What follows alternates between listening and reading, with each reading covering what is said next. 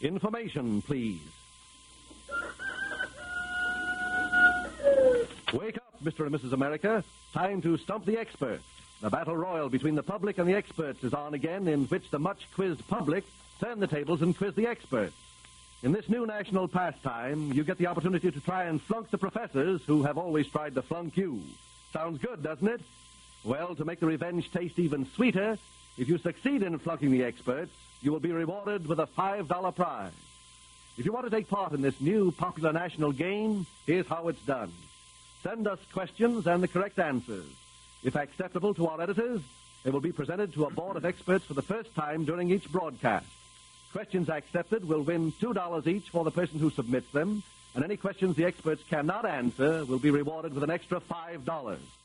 The contest of the public versus the experts will be refereed by Dr. John Erskine. Ladies and gentlemen, I present Dr. John Erskine.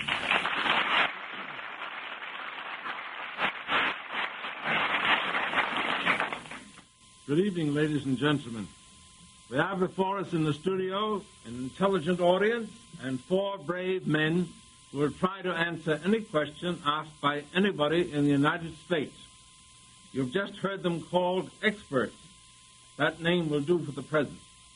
The 4 experts this evening are Franklin P. Adams, columnist of the New York Post, Marcus Duffield, day news editor of the Herald Tribune, Bernard Jaffe, head of the Physical Science Department of the Bushwick High School, and John Kieran, sports columnist of the New York Times.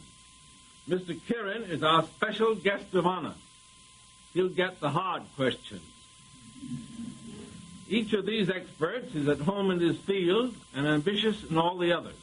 Mr. Adams is a great reader of books. He is also a writer of books. I don't refer to the same books. He is also an expert in tennis and pocket billiards, as he confessed here last week. And since you read his column, you know he translates Horace from time to time and is fiendishly adroit in detecting a misprint or a mistaken spelling. In appearance, he is solemn, if not sinister. He sits nearest to me at the end of the line.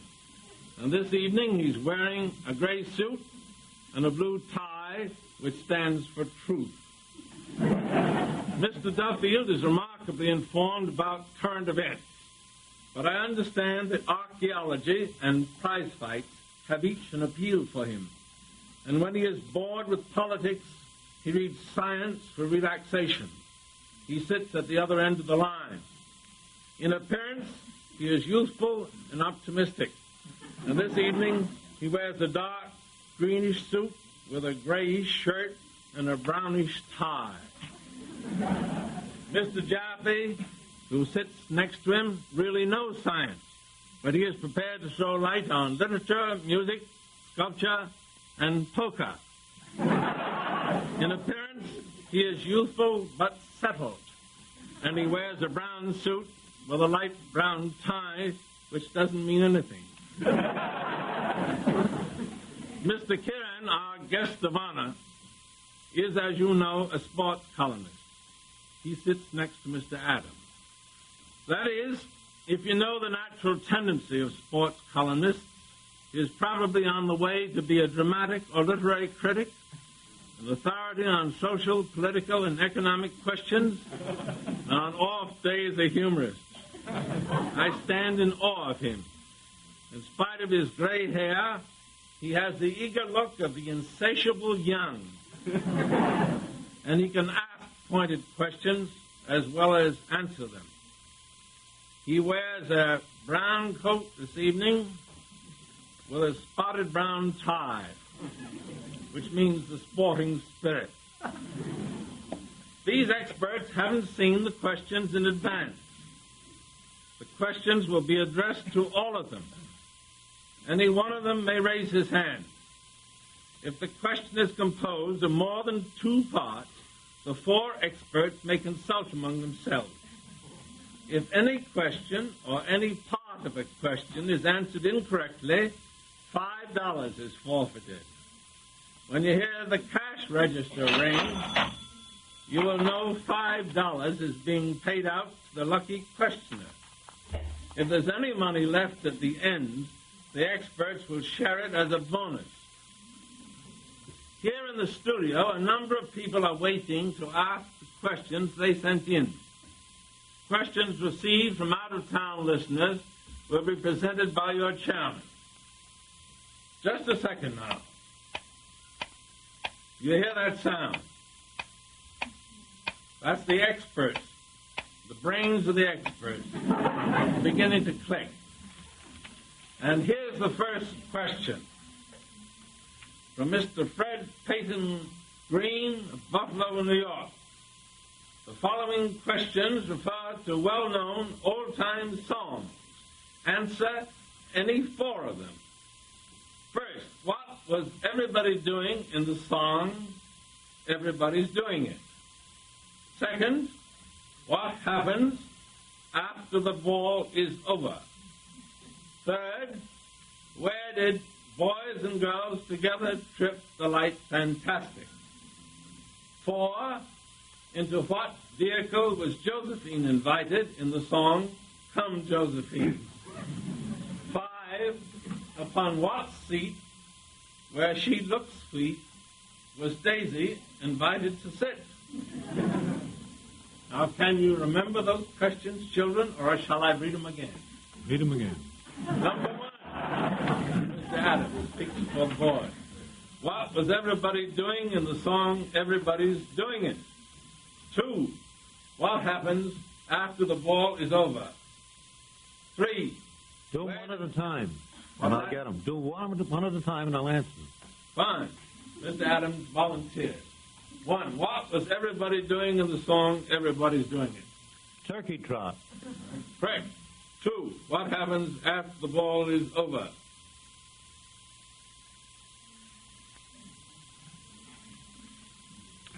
Many a heart is breaking. Correct. It's aching, but that's near enough. 3, What's the question? where did boys and girls together trip the light fantastic? On the sidewalks of NY. Correct. 4, into what vehicle was Josephine invited in the song Come Josephine? In my flying machine. Absolutely correct, and you have 4.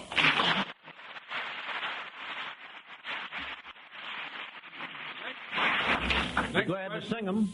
Next part. I'd be very glad to sing all of them.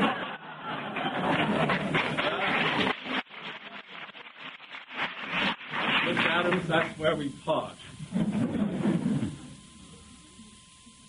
Next question from Miss Pauline Goldstein, Malden, Massachusetts. In what sports are the following terms used? Stymie, football, huddle, squeeze play, and puck. Just call them over again and I'll answer them. Mr. Kieran will finish these off. Stymie, In golf. football, Tennis, huddle, football, squeeze play, baseball, puck. hockey. That's very easy for me.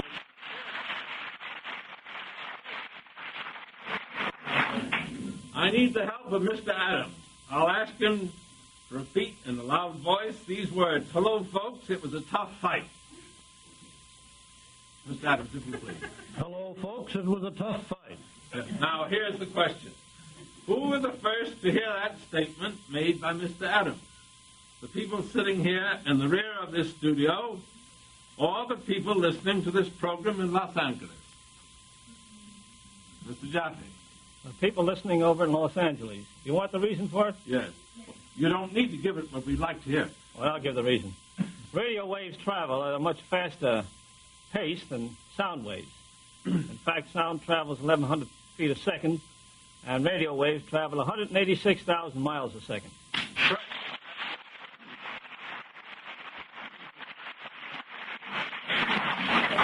Next question is from Mrs. Alice Gulizzi, Wadsworth, Ohio.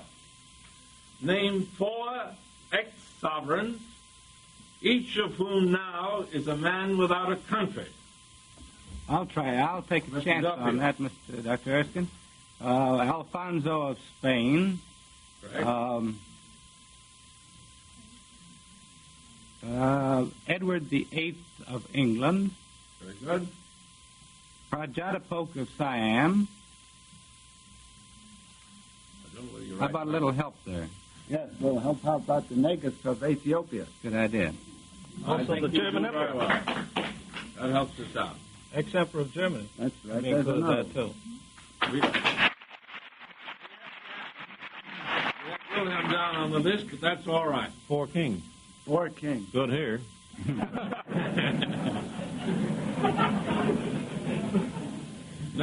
Next question from Mrs. Walter Guile of New York City. Now, this is a good one. Why might a gentleman pass up a date with a melanochroic female? I will repeat the one important word, melanochroic. How do you spell it? M-E-L-A-N-O-C-H-R-O-I-C. Melanochroic. I'd be afraid of it. Mr. Adams is rising. Well, Never heard of her? Mr. Kieran. what kind of man would it be that would be afraid of meeting this woman? Now, don't dodge the issue, Mr. Kieran. Well, melano, that comes from the Greek meaning black, doesn't Right. it? And what does the Croic come from? That's also a Greek word, I should say, on account of the CH in there, but what it I means... told you Mr. Kieran was a wonder, you see. He's up on the creek. But it's what the Croic part means, I don't know, and I think when you don't know, it's a good idea not to keep a date with a woman. Croic is what a bird does.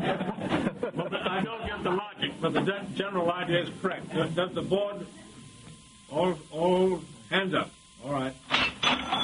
I'll tell them for the information that the melano's all right, that means black or dark, and the Croic means skin. And the name is applied by anthropologists to all dark-skinned people, and some gentlemen prefer blondes.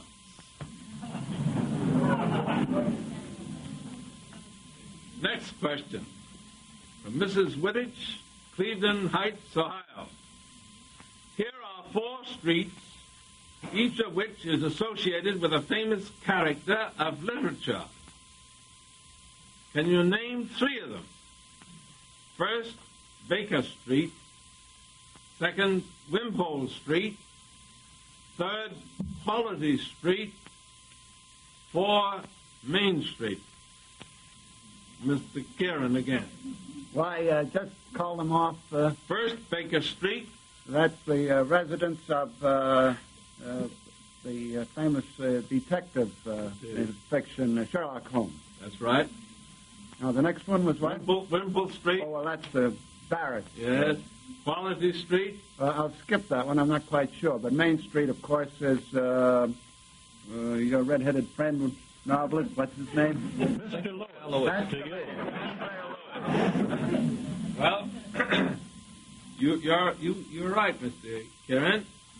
The Wimpole Street in the play on the Barretts, and Quality Street, Barry's play.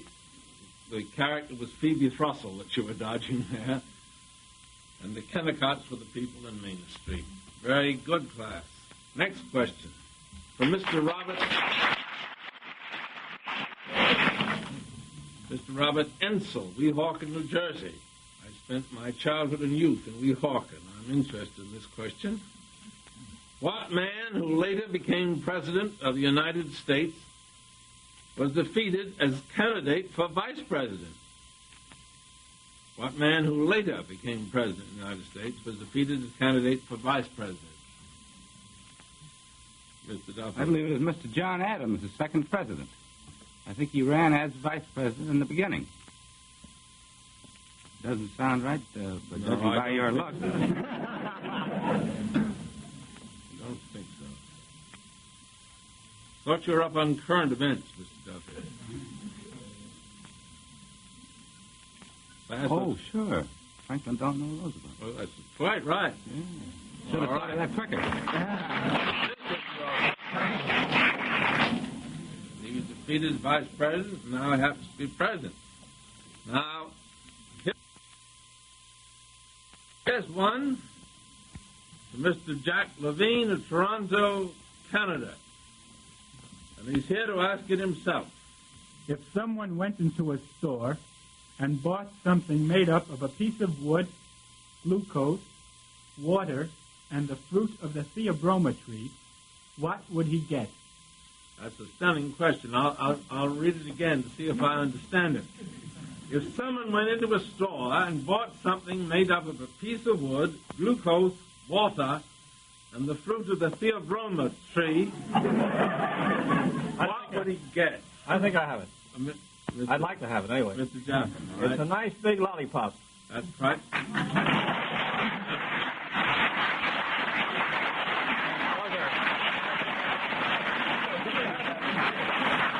Mr. Jaffe forgot to tell us the flavoring.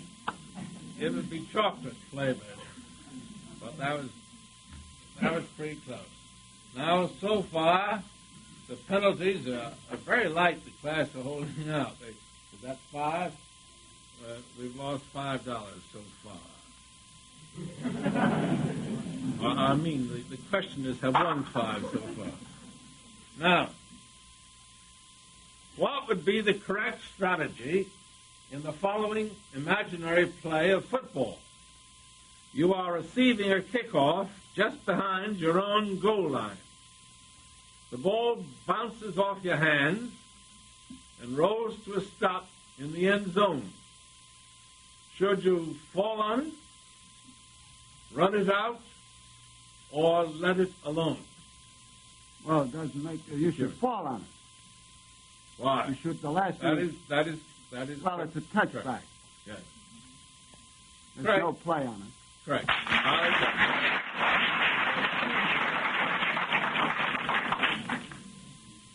Now we rise to another realm entirely. I don't know whether we rise. This is a question from Mrs. Priscilla LaPaula, New York City. Give the names of famous philosophers whose names rhyme with the following: tomato, Barbara Frietchie, bottle, whiskey sour, and snooty Dane. Try them one by one. I think. How many do you want there? 4? How many names do you want? Well, the question asks for the names. How far can you go? Mr. Adams. What is the first one? Tomato. Plato. Right. One second. Barbara Frietchie. Nietzsche. Right. Bottle for the third. Aristotle. Right. Schopenhauer. Ha! You win. Right. Snooty Dane. I imagine that's William James. You're correct, and I apologize. You would have been correct on the other. Now, is an oxygen tank necessary to sustain human life in the troposphere? This question comes from Edward Harrington, Philadelphia, I'll take Pennsylvania. that, Dr. Erskine. Mr. Jaffe. An oxygen tank is not necessary in the troposphere. The troposphere extends to a height of about 5 or 6 miles, and life can be sustained without oxygen there.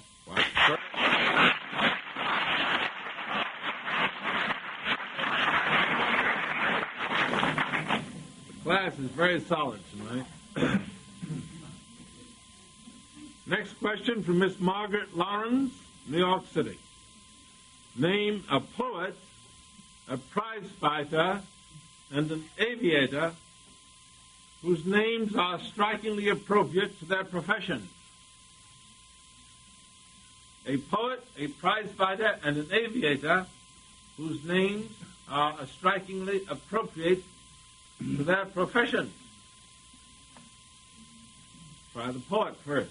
Well, there was a poet named Akenside.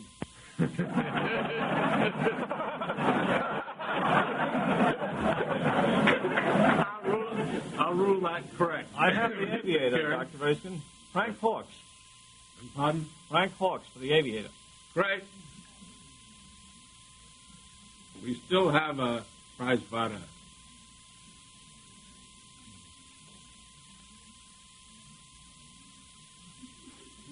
Prize fighter. Well, I don't know whether he's a prize fighter or not, but he goes in the ring, and his name is Bear, Max Bear. I don't think that qualifies, Mr. Kieran. There's a penalty, I think. Well, I think there's a fighter. He's not very good one named Stryker. You don't mean Hitler?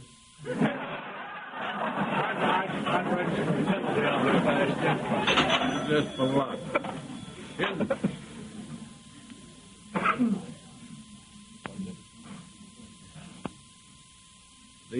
I'm reminded I should tell you what we were fishing for here. A prize fighter named Armstrong. That's a better name for a detective. Next question, I think to be asked from the studio, I'm not sure, Mr. Wally Freed of New York. Mr. Freed. Will you name the Supreme Court justice appointed by President Roosevelt in his first administration and one in his second administration? Question is, can we name a Supreme Court justice appointed by President Roosevelt in his first administration and an appointment in his second administration? I think I Mr. can answer Kieran. it. I'll try anyhow. I'll give the second one first, I'm sure of that. That's Mr. Justice Black. And I think that Mr. Justice Cardoso was appointed during his first term. Well, one error. One error. Very sorry. One hit. No appointments in the first administration. Mr. Hoover appointed Mr. Cardoso. And in the second administration, I think the question was a little bit tricky. I should say so. It was Mr. Black. There's also Mr. Reed was there not. And there are two in the second administration, none in the first. Next question, Miss Helen Rugen, New York City. She offers us the following unfamiliar second stanza of a very famous poem, and we're going to ask the experts to supply the first stanza. Now, this is the second stanza. One day she went upstairs when her mother, unawares, was in the kitchen, occupied with meals, and she stood upon her head in her little trundle bed, and then began hurraying with her heels. First stanza. That's the second. They're all shaking their heads. Never heard of it in their lives. Give up? Give up. Yes, sir. Give up. There was a little girl, and she had a little curl.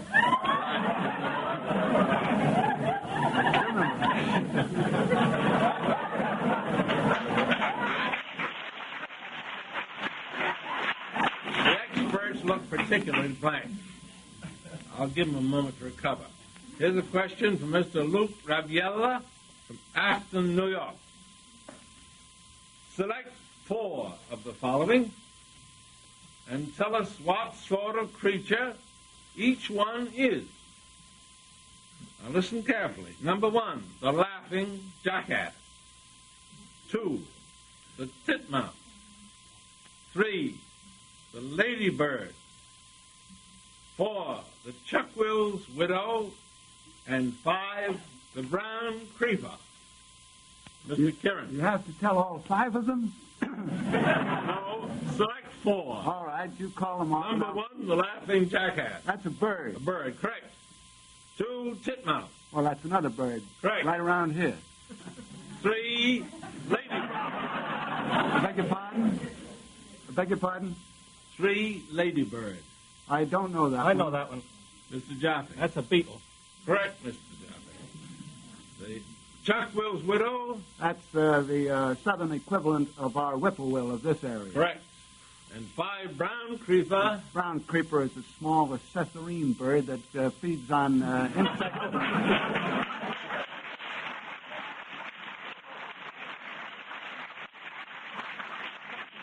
Absolutely correct.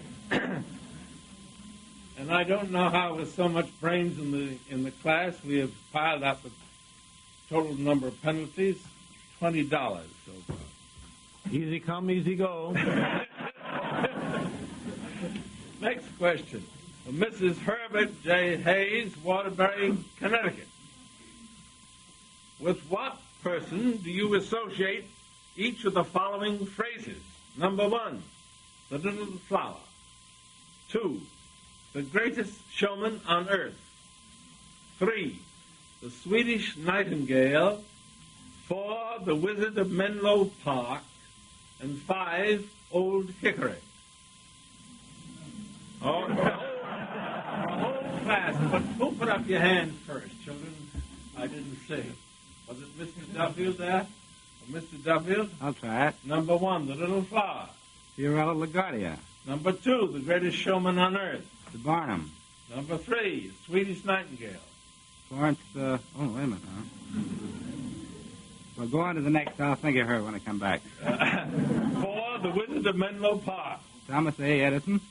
5, Old Hickory. Andrew Jackson. And 3, the Swedish nightingale. Oh, you're back there again. We'll sing it together. Jenny Lind.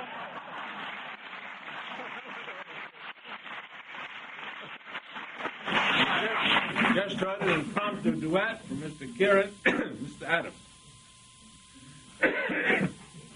Next question The Nightingales of the Bronx. from Mr. C.F. Smith, Brooklyn, New York, and I think he's here. Explain 3 of the following slang expressions, telling the game from which it was derived. 1, behind the 8 ball. 2, he couldn't get to first base. 3, ace in the hole. 4, four-flusher.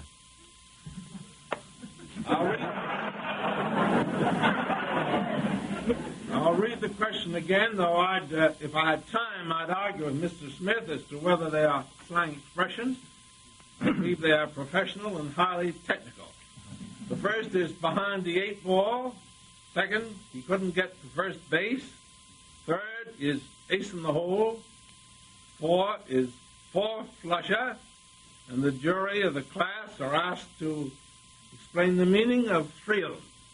I yield to Mr. Adams. Mr. Kieran yields to Mr. Adams. Behind the 8 ball is supposed to come from pool, but it doesn't. It comes from a game called 8 ball, which is a black ball and is roughly stymies the player. What's the other one? The next is he couldn't get to first base. That comes from the game of American baseball. 3, ace in the hole. Stud poker. And 4, four-flusher. Draw poker. And what does it mean? Well, it's supposed to mean a man who is pretentious and who hasn't got all the cards. That's correct.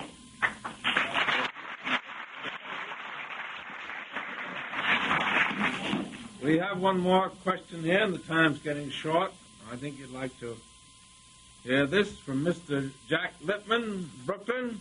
I think he's here. Is Mr. Lippman here? If not, I'll read his question. Which of the following foods contains the highest percentage of water? Milk, macaroni, or oysters? The oyster. Mr. Jaffe is right. And we now know whether to begin the meal with milk or oysters, or feed the child oysters or milk. Penalties, total penalties, 20, and I must hurry on and tell you that we have no more questions for tonight. Total penalties, 20. I offer you our thanks, members of the board, all the folks that have submitted questions.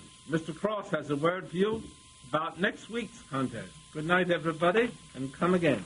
Thank you, Dr. Erskine. We'll meet again next week for another mental tug-of-war. gentlemen officiating. The Board of Experts will include FPA Franklin P. Adams, Marcus Duffield, Bernard Jaffe, and our guest of honor, Mark Connolly, author of Green Pastures. This is the National Broadcasting Company.